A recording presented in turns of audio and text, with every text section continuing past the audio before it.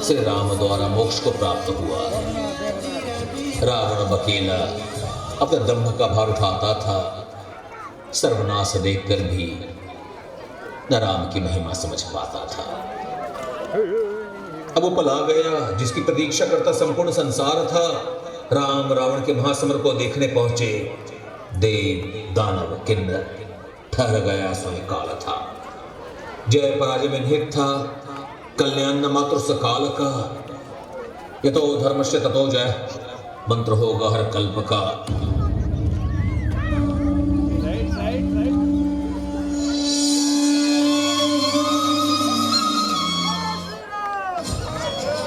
हे रावण, हो चुका तेरे दम के कारण विनाश तेरे देश का। अभी भी समय शेष है, पूर्ण करो कर्तव्य एक नरेश का। समर्पण कर, अभी भी प्रजा पालन कर, प्राश्चित कर, ईश्वर से क्षमा मांग कर।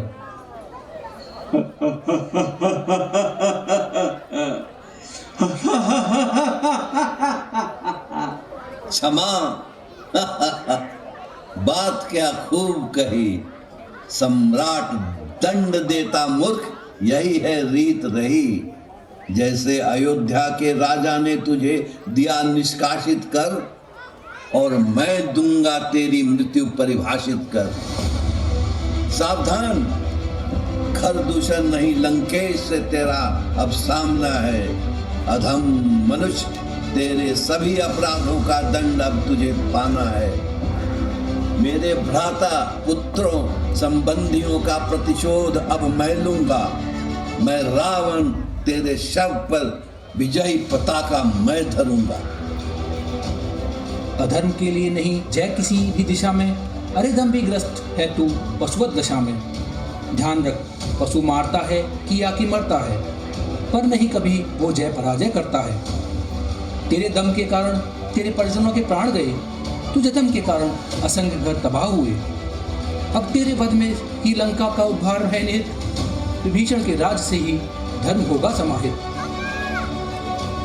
मेरे पुत्र ने मेरे लिए अपने प्राणों का बलिदान किया। तूने अपने प्रण के लिए निज पिता का प्राण लिया। कह कैसी मर्यादा तू समाज को सिखलाता है। विभीषण सुग्रीव जैसों को कुलघाती बनाता है। सुन रावण, ये धर्म का है असल विधान। पिता पुत्र भ्राता नहीं, परम हित ही है कर्तव्य महान। आने वाले काल में भी जब लोग कर्तव्य के मुंह में भरमाएंगे, गीता का उपदेश दूंगा मैं। मोह छोड़ कर्तव्य को वो निभाएंगे। जो कर्तव्य को धर्म समझ समाज के हित में कदम उठाएंगे, मेरे परम सखा के रूप में जगत में जाने जाएंगे। जो परिजन के धर्म पर समर्थन अपना जताएंगे, अधर्म वृक्ष के स्तंभ कहलाएंगे और काट दिए जाएंगे।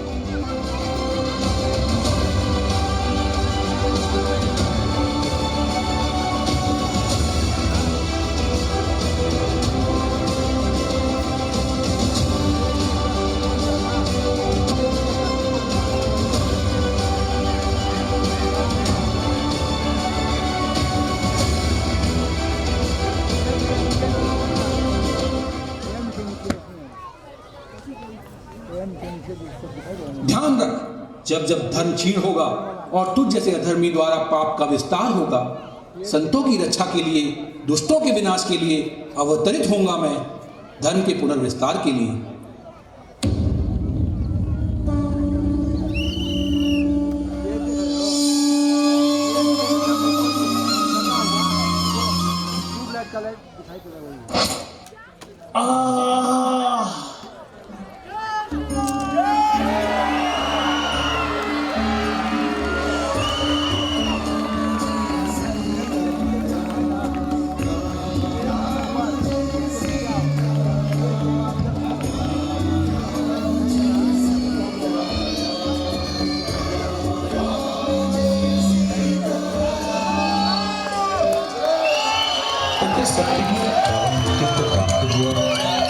सत्य ही उसके साथ धर्म को प्राप्त हुआ।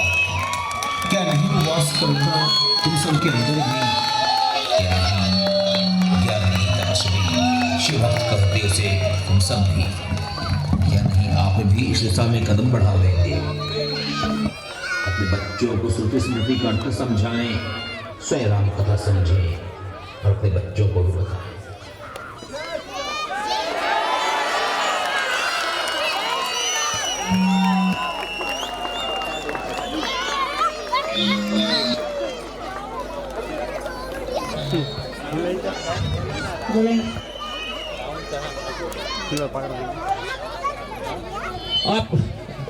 आप लोगों का इतनी देर तक रुकने के लिए आभार।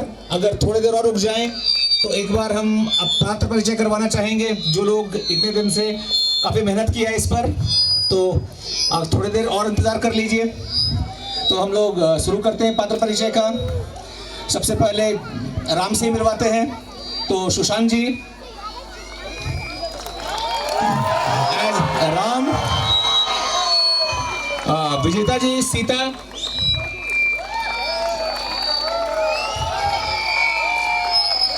मयंक लक्ष्मण, अमर सिंह जी। अब अमर सिंह जी का दो परिचय है, शायद आप लोग पहचान गए होंगे। ऐसे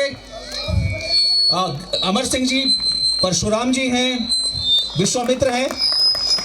और एक और परिचय है जो शायद आप लोग नहीं पहचान पाए हो, ये हमारे रावण की आवाज भी हैं। तो रावण का पूरा आवाज इनका है।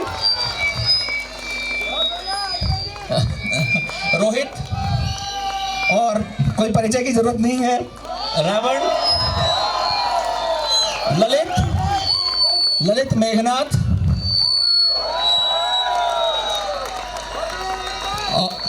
और अमित जी हैं, विभीषण बने हैं। राहुल, बाली, अमरीश जी हैं, और हमारे साथ हैं अमरीश जी जो सुग्रीव बने थे और शुक्रान बने थे। सीमा जी हैं, सीमा जी हैं, ये भी दो भूमिका में थी। ये केकई बनी है और शूर्पणखा बनी है। सदानंद सिंह जी महाराज जनक, श्रीध्वज जनक, और जनक जी यहाँ है, हम लोगों के साथ हैं। बीनल है, बीनल को आप पहचान गए होंगे अहिल्या के रूप में। इनका एक और भी परिचय है, अगर आपको देखा हो तो। ताड़का है, डायना है।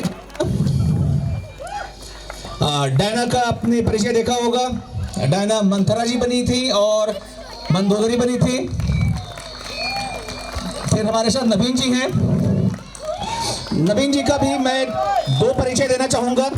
मतलब एक ये तो राजा दशरथ बने थे, लेकिन साथ में ये हम लोग के कस्ट्यूम डायरेक्टर भी थे और बच्चों के डायरेक्टर ये थे। तो बच्चों का सारा प्ले जो आपने धनुष देखा, ये पहाड़ देखा, तो ये डायना जी और नवीन जी का डायना जी और नवीन जी ने बनाया था।